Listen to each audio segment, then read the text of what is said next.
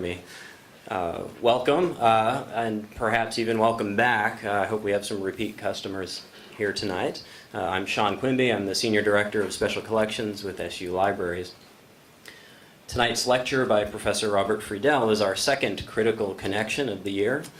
This series of public lectures and mini-seminars places prominent outside scholars in dialogue with the library's rare book, manuscripts, and apropos to tonight's event, artifact collections, and with faculty, students, and the university community. Tonight we're honored to have the author of the book Pioneer Plastic with us. We might be, I'm not sure, fortunate to also have some plastic pioneers here. The pioneers are a group of distinguished scientists and entrepreneurs who have defined the industry from its early days. Two of them, Glenn Beal and Harry Greenwald, are the main reason that Syracuse holds a remarkable collection that documents the history of plastic, meaning all plastics here. Tomorrow afternoon at 2:30, we'll celebrate the opening of a new Plastic Pioneers reading room on the 6th floor of this building. The quiet study room will feature a permanent exhibition that features the ways, or rather demonstrates the ways that plastics from celluloid to nylon have come to permeate so many aspects of our material lives. So I encourage you all to attend that event. 5 years ago, on a cold winter day, I drove a cargo van full of mostly uncatalogued plastic widgets from Leominster, Massachusetts, which is one of the ancestral homes of the plastics industry. Today, we have an informative and slick website that showcases the collection. If you go to plastics.syr.edu, you can check that out. A new reading room, and events like tonight's lecture and tomorrow morning's mini-seminar. We're succeeding in making plastics a subject of campus-wide discourse. That's evidenced by the many different disciplines here tonight and that will be participating in tomorrow's mini-seminar. We have designers, engineers, historians, art historians, etc. Many people have made this possible, so I'd like to thank Sam Gruber, who is here tonight, who's our first plastics curator, Jeremy Morgan, who is not able to be here, but who is the very talented programmer who's made the website function so well, and Teresa Harris, who is here, who's overseeing the continuing development of that website. I also have to thank our former dean, Suzanne Thorin, who's not here, but who worked very hard to sustain the plastics project over the last several years, often through the force of her considerable will. Finally, I'd like to thank Dady and Norman Perlov, who are here, who donated an exquisite collection of celluloid artifacts, some of which you'll be seeing this evening. Speaking of which, you didn't come to hear about just any plastic, you came here to hear about celluloid, one of the first. And if celluloid gave new meaning to the term plastic 150 years ago, then Syracuse University's Pat Mather is helping to define it today. Pat Mather is the director of the Biomaterials Institute. And if like me, you're wondering what biomaterials are, they are, and I'm quoting from the website, natural and synthetic substances designed to treat, augment, or replace tissues and organs of the human body as treatments to disease or injury. Pat is the editor of the Polymer Bulletin, and his research interests include biodegradable and memory-shaped polymers. Who better than to introduce tonight's speaker than a man who is an intellectual heir to John Wesley Hyatt, one of the first plastic pioneers. I give you Pat Mather. How can I? Hi, everybody. Thanks for coming. It's a real pleasure to introduce tonight's speaker, Robert Friedel, who is a really interesting person and I wish was on the faculty here at Syracuse. So maybe we can twist your arm to come here on sabbatical sometime in the not too distant future. Robert is a historian of innovation and invention. And he has looked at all aspects of our technological world, from his book on plastics, we'll hear about celluloid today, to electricity, to the zipper, and how innovation fits in a historical context. His education was at Brown University and Imperial College, and then his PhD at Johns Hopkins. Following his formal training, he worked at the Smithsonian and has been at University of Maryland doing wonderful things, and as I mentioned, some highly cited and important books in our field. And tonight, I hope, is if it's anything like lunch, where we dug as deep as you can imagine about innovation in our society, I think you'll be very, very lucky, and we'll get to learn more about the celluloid story today. So, Robert, welcome to Syracuse University.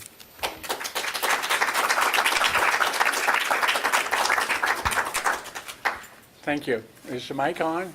Is that working? Okay, good. I'm very honored to be here. It's a great treat. I've been hearing for the last several years about the building up of the collection here at Syracuse. It's been a wonderful thing to see. I had the privilege to meet Sam Gruber relatively early, I think, in the process, and it was really nice to see all the progress that he was able to make. I also had the great privilege and honor and fun of meeting Dede Perloff some years back, actually, and it's been great fun sort of renewing and even further invigorating our friendship over the last few years as a collection of, as this collection has developed and some of the other projects have gone forth. I want to begin my talk today in a slightly unconventional way. I have PowerPoint, nothing at all unconventional about that, I know. But I'm going to begin with a series of images, and I will try to pace it in some reasonable way, but they are images of plastics artifacts. In fact, just about all, I think all of my PowerPoint slides, except for that one, constitutes artifacts and a few documents. But what I want to do really is to ask you to sit back and look at, not at me, I'm not going to say much at this point anyway. I want you to look at the screen, and I want you to think about what you're looking at. Now, this is almost intentionally, at least I'd like to think it was intentional, not really, but this is kind of informal. You can sort of see this is a bunch of objects that are set out on a sheet. That's because these are objects that came from Dede and Norman collections as they were being prepared for the Smithsonian. The Smithsonian had first dibs, truth be told, on this absolutely extraordinary collection of thousands of celluloid objects. And so if the curators were preparing this, they're selecting the things out, and it was quite a formidable task to select these things. They're preparing them, and then in certain groups, they're putting them into the collection, and then they're taking them out and putting them out on these sheets and recording what they have in the images. These are all Smithsonian Institution photos, although I confess the informality of the photos means that the Smithsonian Institution photographer would disavow any knowledge of the pictures. You'll see some of their much nicer images a little later. But just stop and think about what you're looking at and about some of the impressions that these objects make on you. They are all celluloid. They are all produced roughly between 1880, might be a couple items before then, I doubt it, up to the 1930s. Maybe a few later objects as well. You can see there's a great variety. Occasionally you'll see a little theme coming out. Here's a little bit of Oriental stuff coming here. Largely toys and knickknacks of one sort or another. This is a class of objects that I'll be talking about at some greater length in a few minutes, what we typically refer to as ephemera, which means by and large are objects that we expect to be thrown away. So it's actually an extra special treat that these objects were not thrown away. So you see just what people are producing for these kinds of purposes. You will be able to see a few of these from the collections here at Syracuse in a few minutes, but more toys, a little bit more variation in the color and form from these.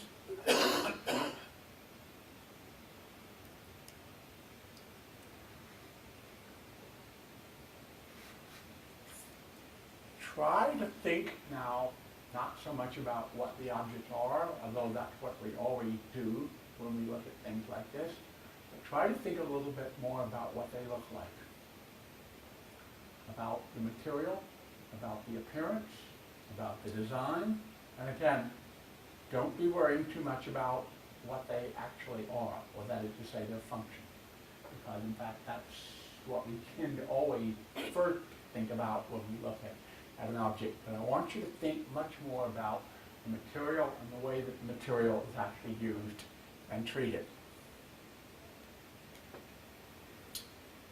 More ephemera. You'll see a lot of it is printed on. Variety of things related to advertising, of course. A little bit of political ephemera, as you can see down there in the middle ground there.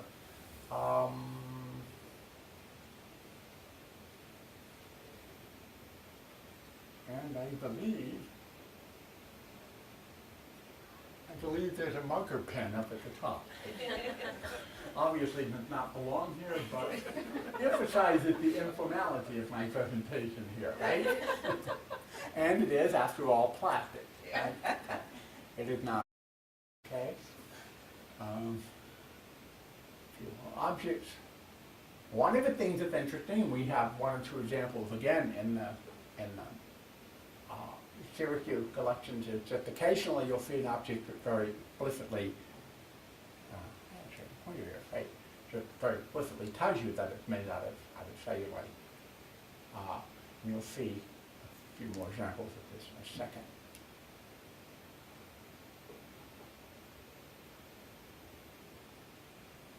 Another example of plastic that doesn't belong in the picture.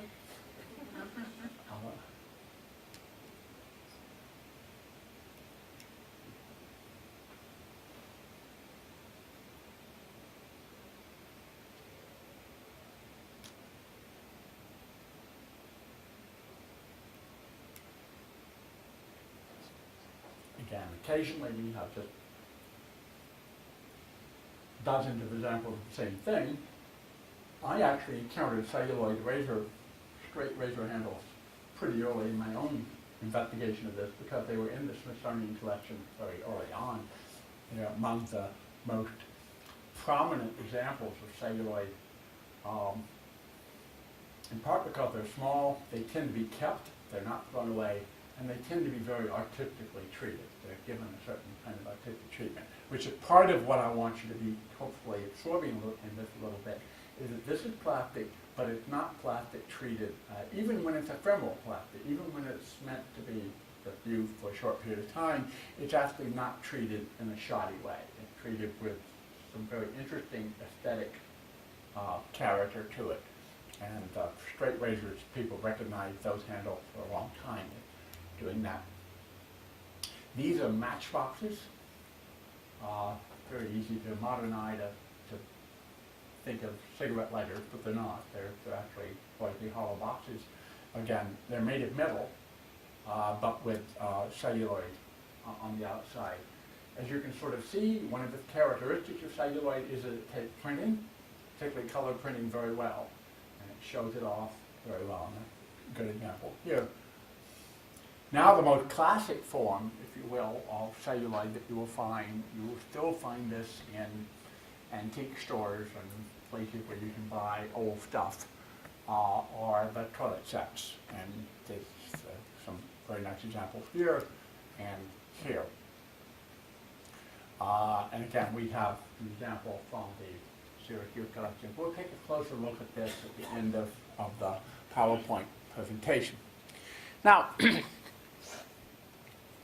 all of these items, as I mentioned have been made of celluloid.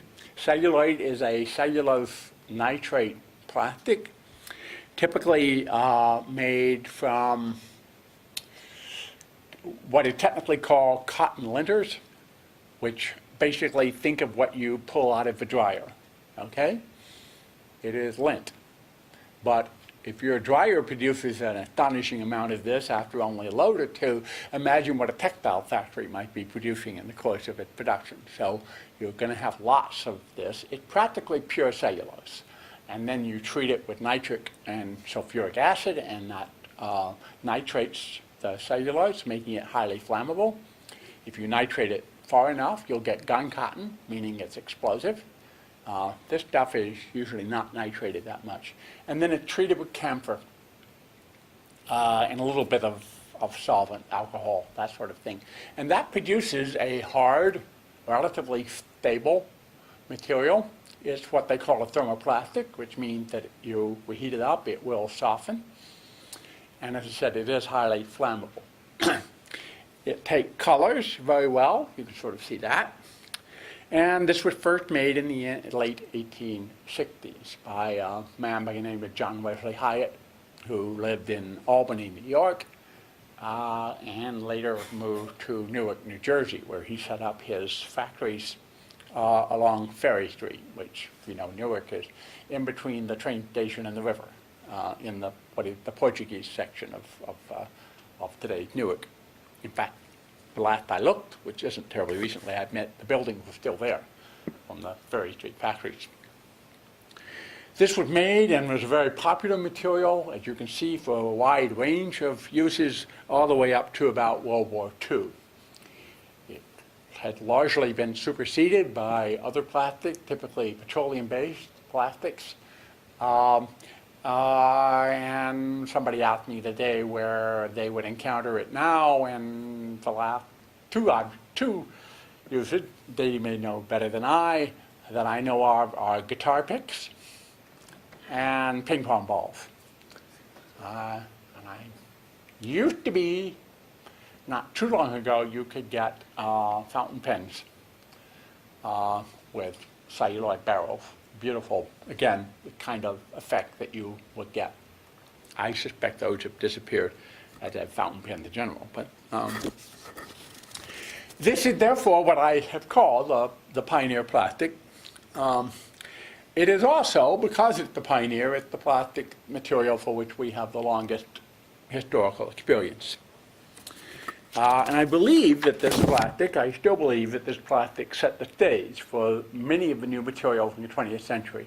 That is, how do we treat a new material? How do we conceive of it? How do we think about how to use it? And so it sets some important patterns in the popular mind about what a plastic is, about what it does, about what kind of status we accord plastic, and about the role in the technical and commercial realm that plastic might play. I wanted you to see the examples that I illustrated in their rough and ready way, because I want you to think about the impression that these objects, both singly and in groups, make upon you.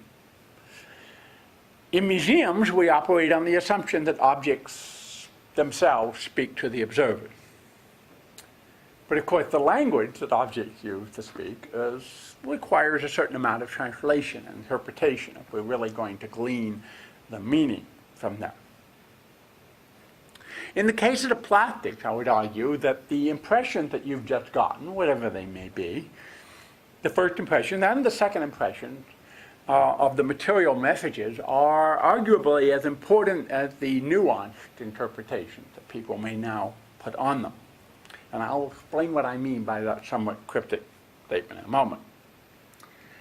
Now, I also have a confession. As a historian, I've long wanted to be a revisionist. I thought revisionist history always sounded like fun. However, in this case, I'm one of the historians being revised. So I admit to certain mixed feelings about all of this, but I forge ahead anyway. The sort of elaborate toilet set that you see here has long stood as the prototypical example of celluloid and its role in democratizing luxury, for example, and making very fine appearance, very nice, good, high-level design available to a mass population. And I think it played an important role in that. And it does so because celluloid, you, I hope, have noted, is an astonishing mimic. It makes very good and convincing imitations of a wide range of materials, in particular materials of considerable value and worth, such as ivory, coral, tortoiseshell. This sort of pink mother of pearl, actually, you probably wouldn't find in nature, but nonetheless, you can still associate it with the fine natural material. Now, this long-lasting and convincing imitative role has been one basis for a kind of dichotomy that the historical interpretation of plastics has incorporated for decades. I've indulged in this dichotomy, and Jeffrey Meikle, a longtime friend of mine, I believe spoke here not long ago, said even more clearly than I, mid-20th century design critics, I quote Meikle now, tended to judge plastic by strict either-or categories.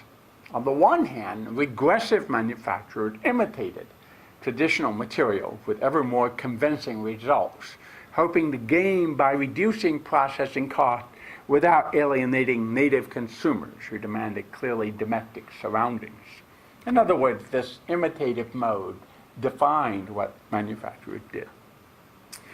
In this dichotomy, according to Meikle, on the other hand, enlightened consumers preferred artificial objects whose plastic form suggested the outline of a future technological environment.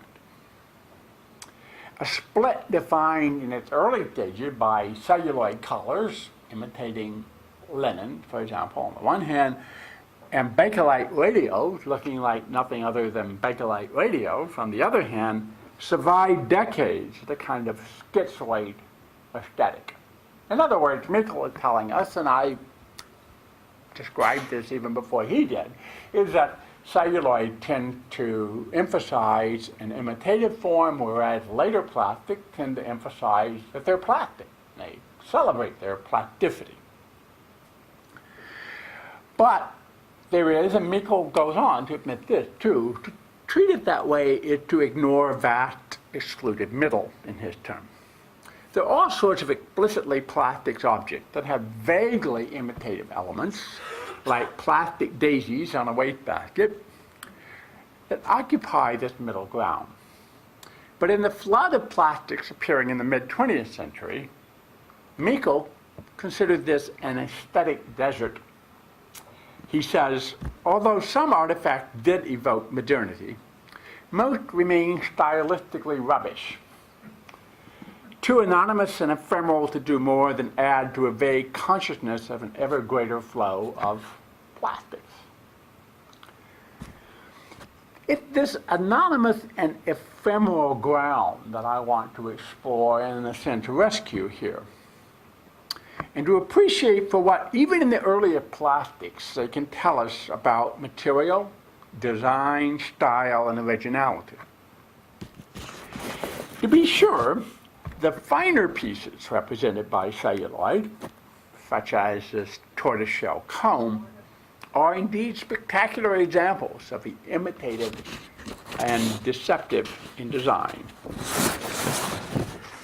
Victorian critics, such as John Ruskin and Charles Eastlake, commented on both the dangers and the virtues of imitation.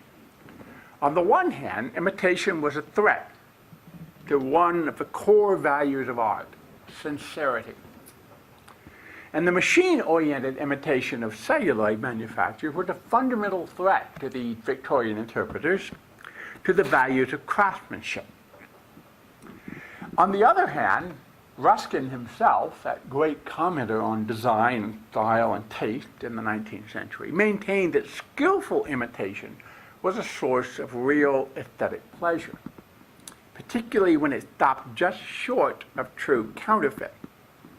That is, when it gave real evidence of its intentions, to honor the natural by imitating it, but not going so far as to be fake. Now that's actually the ground that I want to explore here. This middle ground between imitation and even fake, and on the other hand, the avowedly plastic aesthetic. It's here that the question of is it real come to the foreground. In some cases, as in these picture frames on display at the Smithsonian's American History Museum, and that come from Dady and Norman's collection, there is still a high aesthetic to the uses of celluloid. At the same time, that the imitative effect become a bit more ambiguous. And what I mean by ambiguous in a moment, I hope will be clear. It's really to the truly ephemeral that I want to turn your attention to. To the host of objects, many of which you glimpsed at in these images, that were never expected to have a future or any long-term use. Objects never expected to have even an aesthetic. The collection, Dady and Norman, had not hundreds, but thousands of these items. And it's something that many historians have not paid very much attention to. So I want to turn your attention to a class of objects known as novelties, which by itself, if you stop and think about it, is a curious terminology. The term novelty can mean not just things that are new, but it comes to meaning in 19th century small objects of modest value, typically given out at premiums or souvenirs, advertising, or possibly sold for very small sums.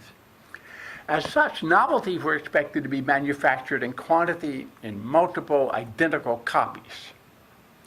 And there are two historical routes for this trade, and to understand the significance for plastics, I want to look at both of them very quickly. One of them is represented here, goes back to the 17th century, and what it called the toy trades, typically using a relatively inexpensive material, in this case, and very typically tin or tin plate. The classic locus of a toy trade was the English town of Birmingham, where iron and brass workers took advantage of new materials and novel ways of working them, as well as the emerging forms of marketing to set up hundreds of shops for turning out small goods. Not all of them toy trade, of course, in the literal sense, but aptly recognized by small devices of cast or sheet metal. This is a spoon rest made from the Birmingham, what's sometimes referred to as Japanware, because it painted with a fine shellac that was, in fact, associated with Japanese goods. Later, paper mache, as well as tin, would be used for materials like this, like tea trays or something like that. Now, the other primary historical routes come from printers. From the first presses in the first half of the 15th century, printers had produced not just books and the sort of things we typically associate with the early printers, but hundreds and thousands of small handbills, cards, prayer sheets, and other ephemera. Here, too, the linkage to the mass production of small manufactured articles in the late 19th century is readily apparent. It is curious, therefore, how little attention has been paid to this linkage. And again, if you look at certain celluloid collections, and in this case, I looked at the collections in the Graphic Arts Division at the Smithsonian, where I found this, and you will see the collection from Baldwin and Gleason very proudly indicating that these are printed on celluloid, and they, in fact, promote very heavily their capability to print materials on celluloid, and you find a host of examples of these. Occasionally calendars, menus, coasters, again, ephemera, novelties, knickknacks that would be given out, signs that would be put in windows, And you can see Baldwin and Gleason's own sign. This is not a particularly good example for them because, of course, you can see the ink coming off. They celebrated these explicitly as celluloid novelties. And these are the kind of things, again, you could find in museum collections in some quantity. Now, if we go back to the objects in the Perloff collection, we can begin to take note of some aspects of celluloid and its uses that were easily overlooked. Printed objects of a great variety are everywhere. Even objects that were not simple cards, like this scorekeeper, for example, they're printed on. But notice something else here, something that I hope you got at least a vague impression in your first look at the objects. And this is a really good example. Look carefully at this material, and you will see it is the spitting image of ivory. This is not just ivory sort of, as in off-white. This is serious ivory imitation here. See this striation that comes? If anybody wants to ask me in the question period why elephant tusks have this striation, I'll try to answer it. But nonetheless, it's a very characteristic feature of what comes from elephants. And you can see the painstaking effort being made to reproduce this in the collections here. And examples, you can sort of see if you look up closely at these. And again, one of the reasons I asked for the document camera to be here is that we wanted to explore that with the collections here. Now, these are, of course, not ivory in any sense that makes sense to us. We would not make the thing out of ivory if we had real ivory at hand. But as you've seen, there is example after example of this effort to create and make the ivory impression.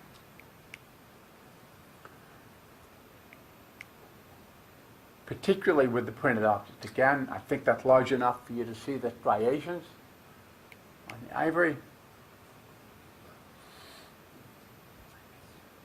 Now look at this. This is a promotion for the Havana Cigar Company, made it to look like an envelope. It actually is a little envelope item, if I recall correctly. You would never in the world make this out of ivory. In fact, what you should ask yourself is, what are you imitating here? What are you actually substituting? You're imitating the ivory, but you're substituting paper.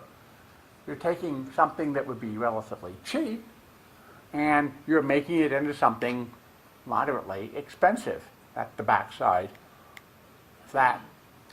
It becomes even curiouser when you begin looking at really practical things, utilitarian objects.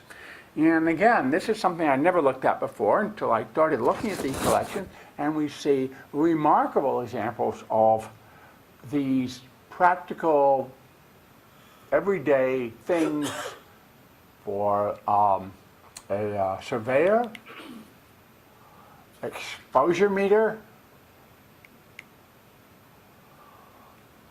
drill calculator.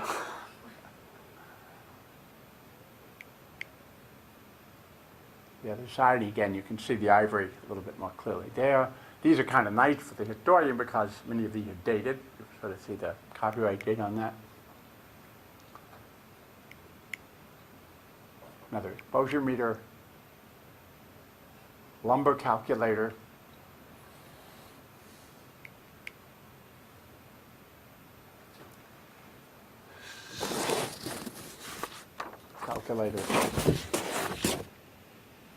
the number of feet you would get for sawing a piece of wood.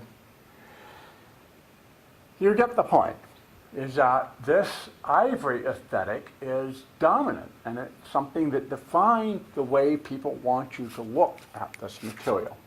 My favorite is the ball bearing, okay? There's something so overwhelmingly bizarre about a ball bearing calculator made out of ivory, okay? So this is something that I think that I wanted to draw your attention to, because I think it raises some very interesting questions about what we're doing here and about what the plastic aesthetic really is. The back side of that, again, you can sort of see the care that's been taken to turn this material into that ivory form. When we see how celluloid is manufactured and marketed, we see, in fact, this extraordinary promotion of this form in all sorts of aesthetics. More examples. When I was preparing this a few minutes ago, I was asked, well, all of that stuff you just showed was clearly for men. So is there a gender question here? Well, that was a good question. And then I stopped to think about some of the other items that we begin to see. These tend not to be calculators, but rather little memo pads and things like that are you keep around. There's a little calendar on it. There's a little paper underneath that allow you to make little notes. Again, we can fortunately date them very easily.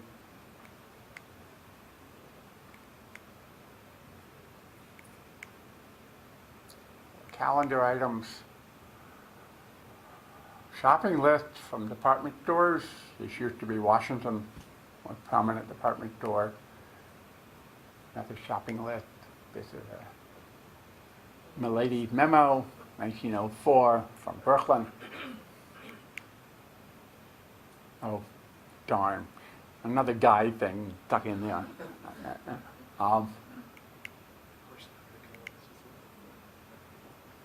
This is Baltimore's most prominent department store.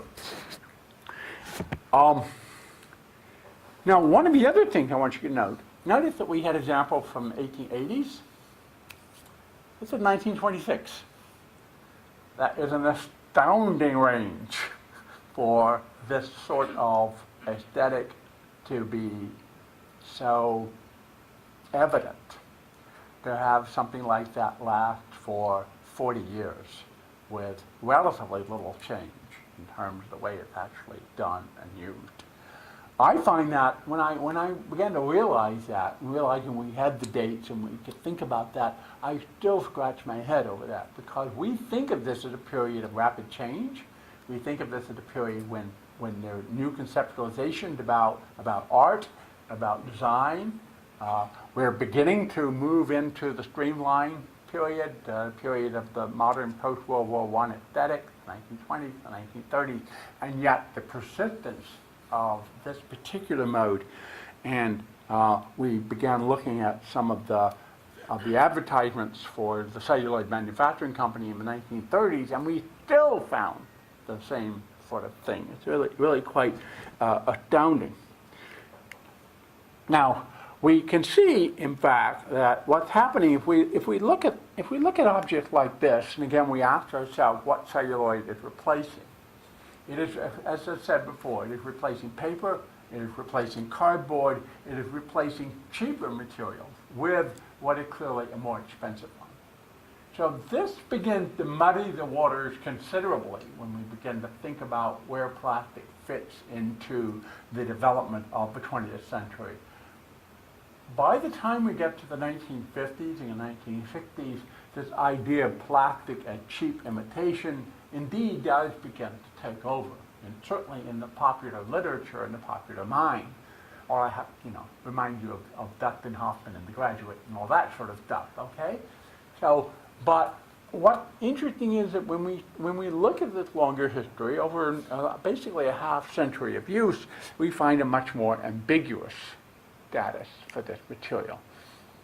Again, there are plenty of practical objects, more complicated novelties that are being made. I love this cigar cutter trimmer. This rather lethal looking trimmer. Something about that one, I don't know. Made in white, bathroom fixtures, white enamel will not chip and crack, and an ivory imitation object. You could have made this out of white, guys, you know, if you wanted to, but you didn't. And I invite you to speculate why not. A few more objects of the ivory imitation. Also, difficult. I think they're cool, and you should look at them anyway. So, okay.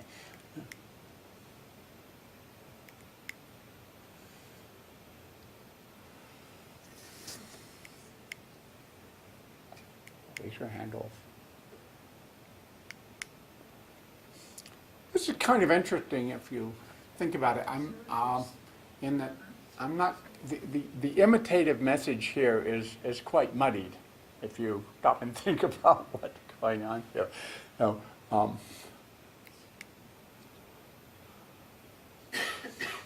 more calculators, devices for keeping track of scores, souvenirs.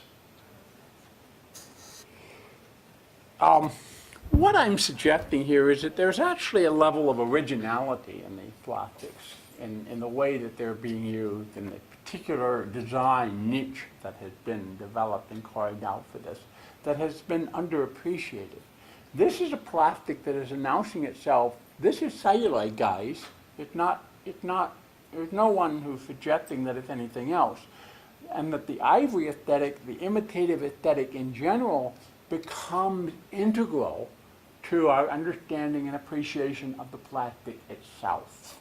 That the plastic is not merely imitative, it is proudly imitative, in a sense. And that's something very easy to lose sight of. Above all, I want to suggest that celluloid, in a gentle and sometimes subtle way, ushers in different principles of design and good taste. Charles Eastlake could declare, in his Hints on Household Taste, published first in 1868, right on the eve of celluloid invention, quote, "Every material is obviously restricted by the nature of its substance to certain conditions of form. Whenever the material is allowed to assume in design an appearance which is foreign to its own peculiar attributes, the result is invariably inartistic and vulgar." But celluloid and the plastics in general show that there's something beyond Eastlake. In fact, that's what I would suggest to you makes the plastics such a distinctive part of the technology and design of the 19th and 20th centuries. It allows you to go beyond, there is no fundamental intrinsic form for this material. There is no fundamental and intrinsic appearance for this material. Therefore, you make it do what you want it to do. Even when the result is a kind of bizarre mishmash combination. This is my last object here. Here is our ivory airplane with its bright blue and red elements. We can make things bright red, we can make them blue, but just in case you don't know that it's really celluloid, we'll make the body of our airplane ivory. The ivory that seems so blatantly to announce imitation is an announcement of its own identity. We shouldn't blame the material users for what seems in hindsight to be a remarkable conservatism of appearance, but instead celebrate the originality with which they exploited the material virtues and possibilities. Indeed, the observers of early plastics might well ask, is it real? When encountering a host of products, from brushes to fans to souvenir knives, but the uses of the material over the course of more than half a century, particularly in the obscure little bits of life, made it very clear that it was as real as any material and opened up new opportunities for design, originality, and profit. Thank you very much.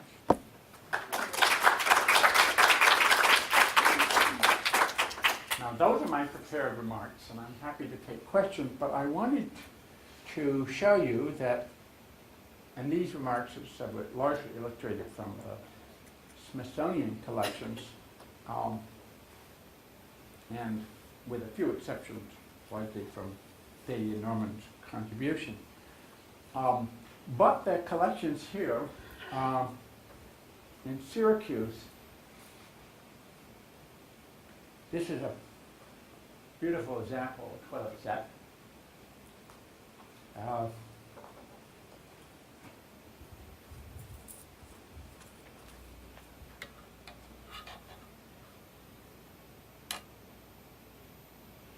We found that the autofocus is Yeah, there you go. give it a moment.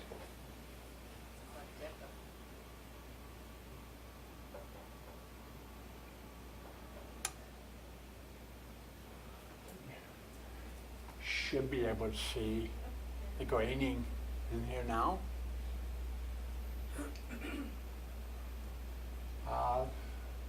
And so that characterizes all of this. Now, this isn't too ambiguous. This is the kind of thing, up to a point at least, where we could expect an ivory, a true ivory or horn or tortoiseshell set to be on a lady's dressing table. And the idea that we can now make this into a popularly available material without losing one whit of the aesthetic of the more precious material is a very important part of what celluloid is doing in the late 19th century. Now that isn't too ambiguous, and you can sort of see pursuing that idea, that is to say, we want to look explicitly, we want to look precious and valuable, is an important part of the role, and it's what helps set up the rest of this as we move along with this. Now, it gets to be a little bit more ambiguous.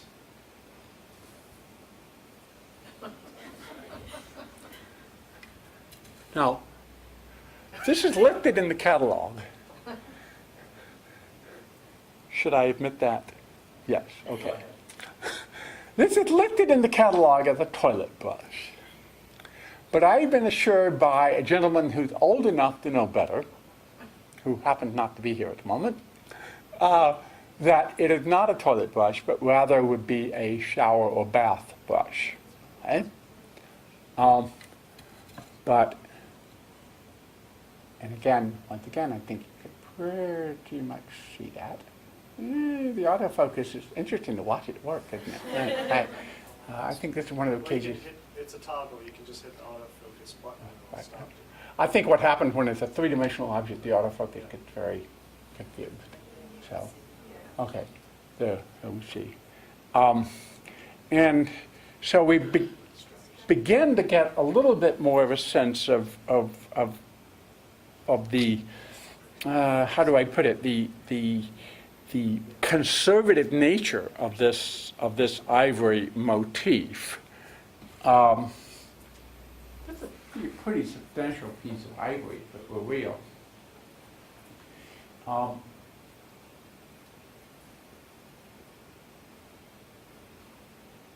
The collections here include their own examples of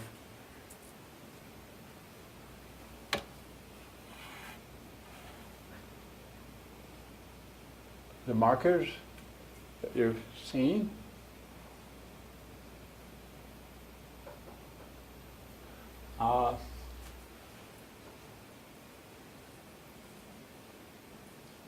And this is nice because it actually comes with a box that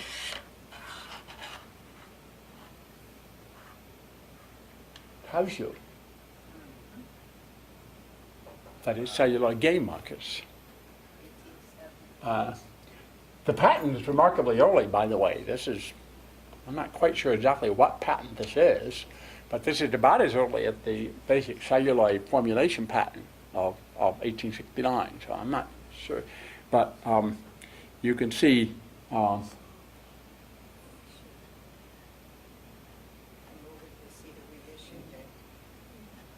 and you can see that the reference to celluloid itself is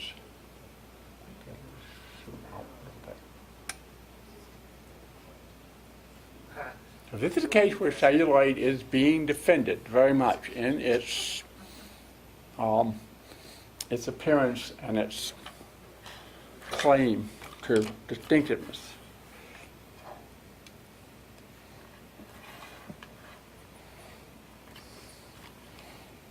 Lucy will have my head if I'm not careful with it. Okay. Also have other examples of the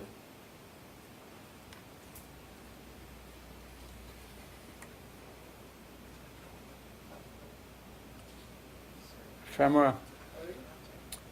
You'll notice Sam made a point of picking up every object that had the word Syracuse on it anywhere. Very smart, I think. So this is a nice example, again, of the basic ephemera that we've seen so many of. And again, I just invite you to think about what's going on here, because this is obviously something that could have been made a very nice stationery or something like that, but you in fact have made a point. Even though it's a calendar, so it's not going to last that long. It might last through the year, but it's not going to. The fact that it was saved at all is actually quite remarkable.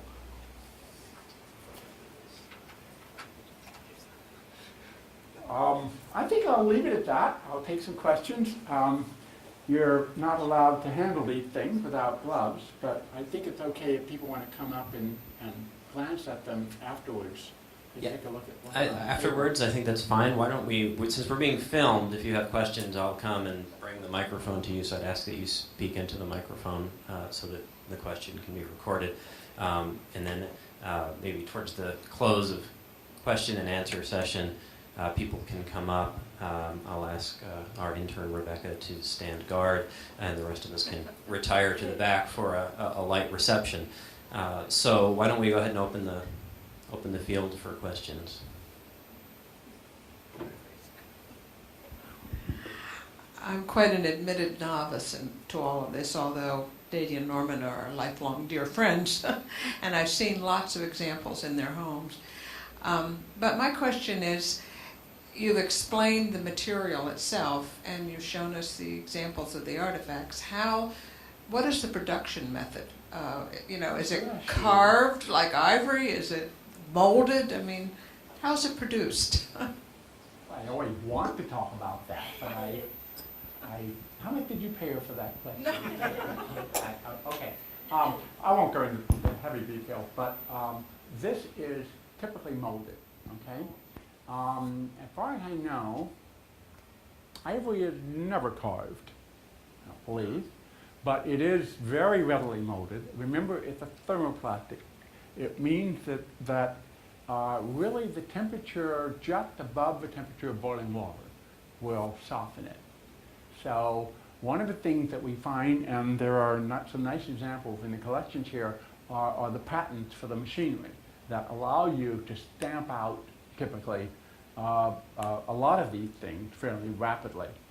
A number of the objects, such as this one, there's actually an interesting distinction between what's going on here and there. This is hollow, and this is relatively cheap amount of celluloid and treatment of the celluloid.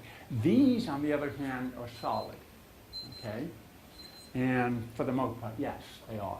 Now, often solid in the form of a veneer, as opposed to saying necessarily celluloid all between.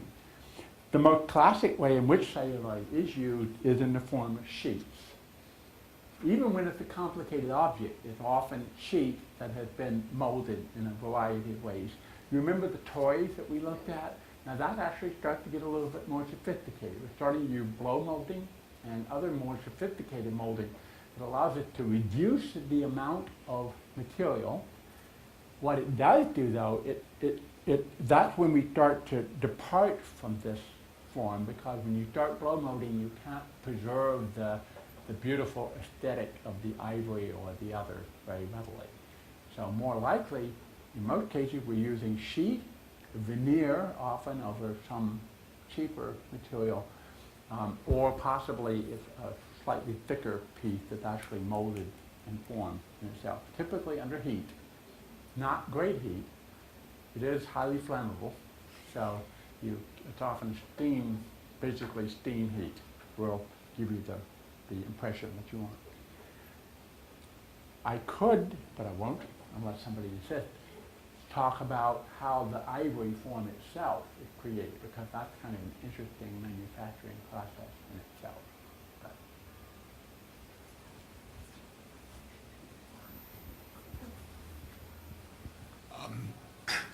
That's a good segue because that's exactly what my question was going to be. How is the ivory grain added to the celluloid, and what is the key difference between it and the real thing, ivory? Okay. The real thing will not go up in flames. Seriously, Dave will tell you this. There's a little hot pin test that when you want to make sure that something is one or the other, and if you take a hot pin and you put it on celluloid, you will create a hole. But in ivory, unless it's very hot, in which case the ivory might char, but you'll never melt it.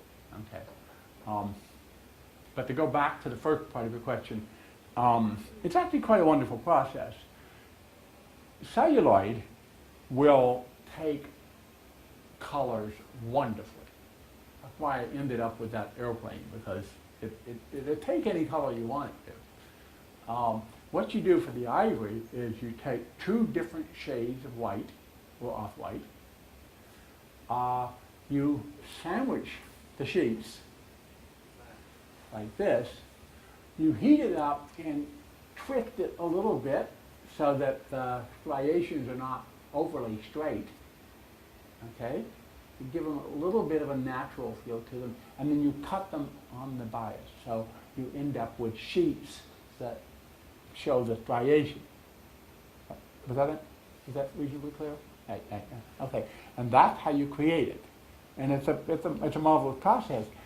But it's a process that has a whole bunch of extra steps. So again, you can make celluloid much more readily in a uniform color. That's why I find it so interesting that they didn't, that they wanted so much to stick to this particular ivory aesthetic. Celluloid ivory is tougher than real ivory. It doesn't chip or crack as readily. As I said, it is thermoplastic, so you can mold it and shape it a variety of ways. Regular ivory is not. Regular ivory, unlike celluloid, is in fact carved, as you know if you see an old ivory object.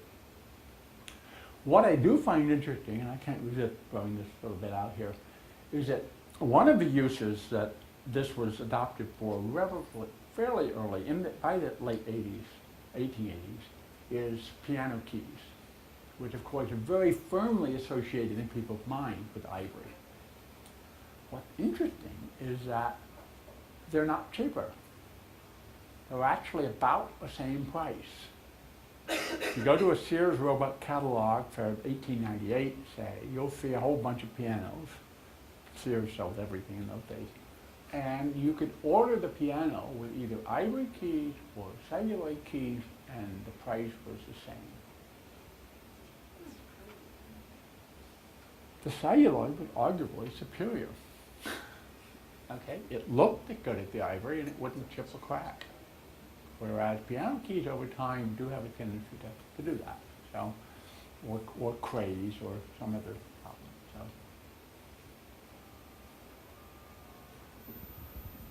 Well, I've got to ask about celluloid in movies. I mean, was it the first material used in film? Or?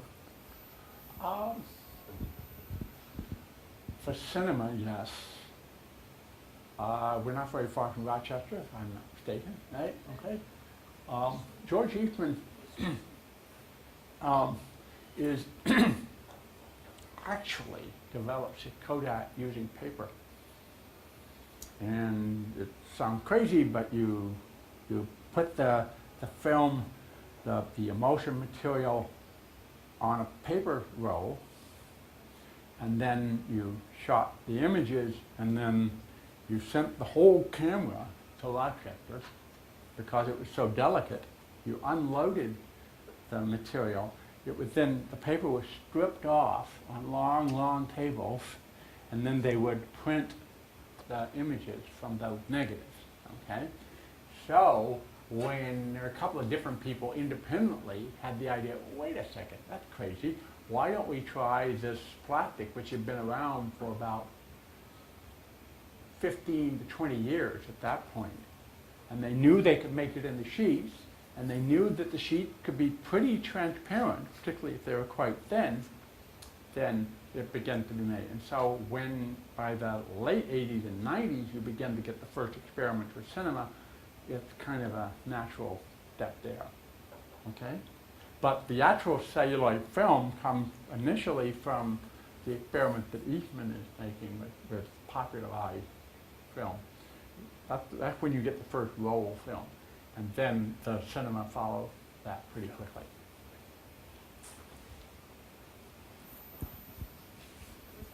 I have a question about why, or a comment about why these ivory forms might have become so popular. And did they hide dirt better? I mean, if you had a sort of plain white camera or a calendar or some of these things, would they have gotten dirty in the ivory, and the sort of variations just have made it look a little nicer, a little longer?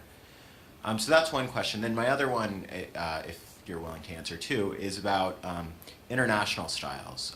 Does celluloid develop the same looks in other countries that it does in the U.S.?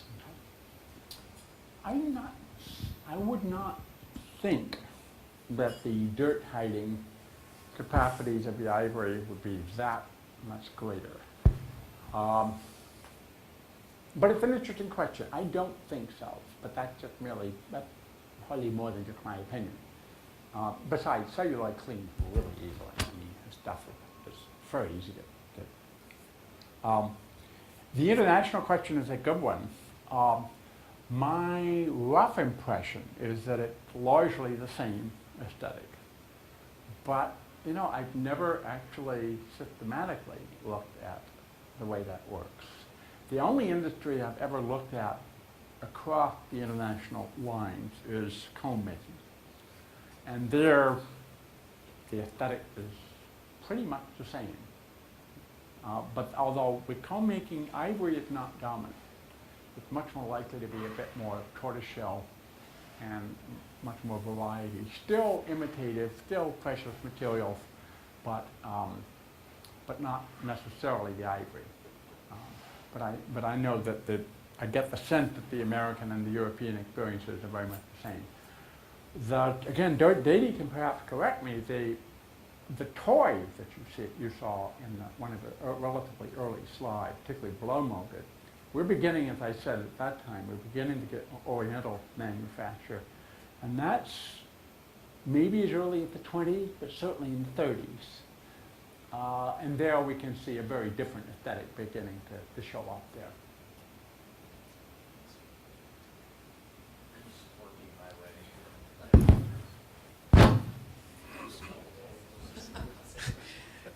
So I'm really interested. I find it fascinating that the arts and crafts movement and the growth of plastics are kind of going on at the same time here, right? You have the arts and crafts are talking about honesty, materials, and hand craftsmanship, and plastic is the antithesis of that in a lot of ways.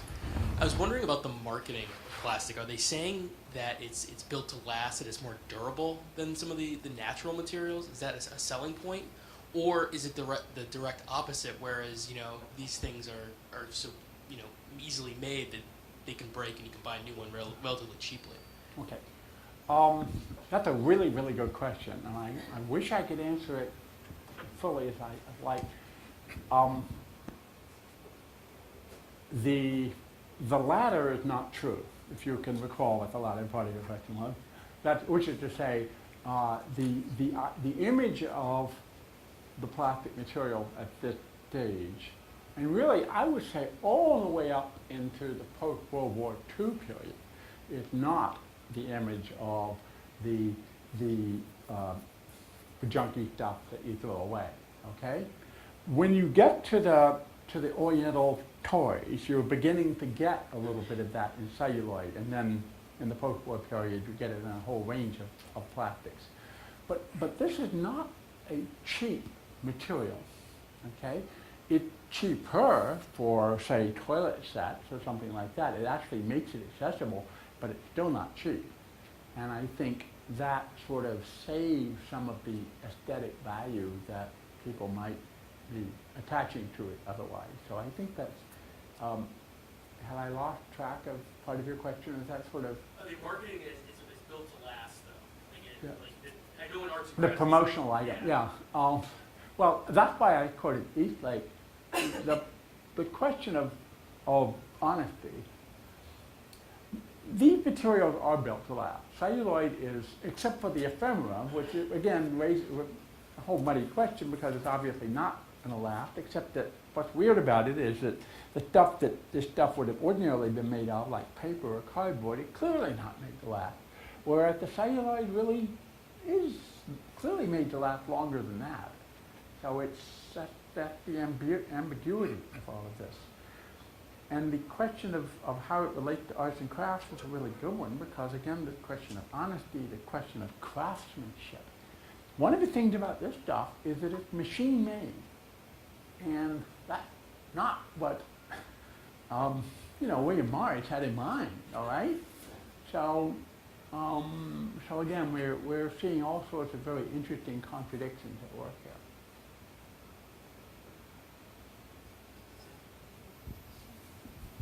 Thanks, Robert, for this great talk. Just a couple of addenda on the piano keys that you mentioned. There is a little catalog that's in the SU collection, which is a promotional brochure from the celluloid piano key company. And they make some of the same points you do. They promote the durability and the cleanliness, Right. and that it weathers better and withstands water. They also talk, either there or in the patent note, there is talk that it's cheaper to produce, although it's interesting that the prices given to the consumers are no different. So there's a savings to the producers, because rather than having to work each key individually, they can do these templates Right. where they can cut out all the keys at one time. So it's an economy of scale that they can do. But they market it as you said, just as, and they have all these testimonies from salespeople, from users, from musicians saying how good they are. Yeah. And even though they have not been tested for many years, they talk about the longevity and the durability, of course. I urge you to go back and look at your heirloom piano. It's probably got celluloid. Because those lovely ivory keys may just be something else. Not that that's bad, mind you, but I just want to point that I out. remember say tickling the celluloids. They tickle the ivories. And the other comment you showed, there are some things in Deity's collection. A lot of the blow molded toys about the international aspect, while it's not so much a style, but it's a technique. A lot of the blow molding comes from Germany at first, and then That's it's right. picked up That's right. here. I'd forgotten that. I know you know that, but No, I had forgotten. No, I'm glad you and did there are a that. lot of great examples, and they're actually the names of the German makers are on Right. these pieces, and they I think probably took the technique from glass blowing and then adapted it to celluloid, whereas in America the sheet. They're taking it from the paper production, as you said, and veneering, Yeah, and that paper kind production and from wood veneering. veneering and things like that. And the Americans have a very, very strong, very honorable veneering tradition, I guess. Yeah, Now that yeah. I think about it, that would have been part of that background. So those were more comments than questions, but I have a lot of questions, but I'll ask you another time. Oh, sorry. I had a question about class consumption. You kind of answered it with your point on pianos, but thinking about the shower and bath brush, over the 50-year period you're talking about, is there a change in class consumption that people are saying, oh, this is kind of an item that I don't want to spend an exorbitant amount of money on, but I want it to look like ivory? And that's one of the hardest questions for historians about consumption, but I was wondering if you had any... Oh. Those are wonderful questions. I mean, I want people to be asking me questions about consumption. And they're hard questions because they're not easy to answer. But one of the things one of the virtues of looking at an artifact collection like this is that you can begin to think through at least some putative answers for these things. And my sense is, and again, Dede knows this better than I, so I just have to suggest that this is a 19th century effect. And by the time we get to the 20s and 30s, this is relatively old-fashioned stuff. And it still has value, it still has markets, there's plenty of old-fashioned people, right? Okay, but I think there is a degree to which the sense that this is that certainly the breadth of the class appeal will have narrowed by the time you get to the 1930s. Is that a reasonable notion? Well, to me, the most exciting part of that question would be, I'll tell you why I started collecting it, because I suddenly I started collecting it because I was very impressed with the fact that this was being developed simultaneous with the Industrial Revolution. And suddenly there was a middle class that wanted a lot of things that the upper class had. If you want to look at me later, I'm wearing a piece of celluloid necklace, all right? So the fact that it was invented at that time and began to be used as it did enabled a growing middle class to take its place in society without feeling shortchanged. And social libertarian that I am, to me that was really the driving force that started the collection. Afterwards it became a disease. I think we have time for one more question, and then we'll... You had a question, didn't you, sir? It's slightly different, but I think it's the same. What drives companies to expand their business, expand their market share, is they look for ways to reduce the cost of their products. One of which is if a new material comes out that is less expensive but looks like the more expensive and is tied to more expensive class of customer, they can then produce that and put it out and get a growing market. Do you have any internal memos from any of these companies that philosophically talk about this?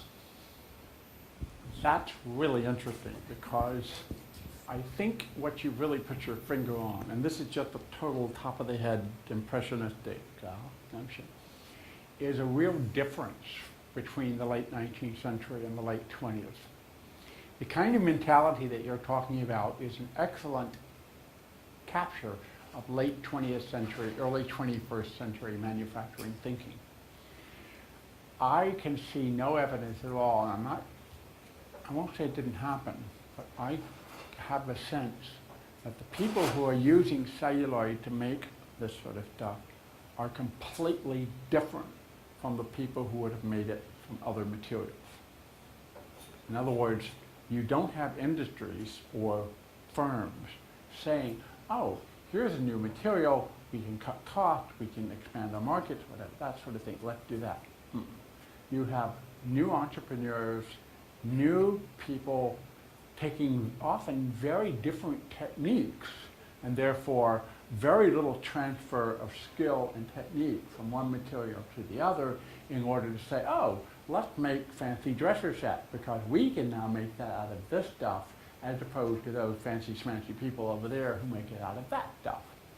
So that notion that we might reduce cost and expand market through that substitution mechanism within the firm, I don't think that that exists to any measurable extent in the period that we're talking about. And that's a very interesting point because it's interesting to think about the differences. You know, there's a lot of political discussion about the differences in business philosophy and about how businesses relate to their communities and their customers. And I think that's kind of an interesting thing to think about the implications. All right, well, let's thank Professor Friedel for this excellent lecture. I welcome you all to continue the conversation. We have wine and drinks and cheese and other things. And if you want to come up and take a closer look at some of the artifacts, you can do that as well. Thank you, but you cannot touch them.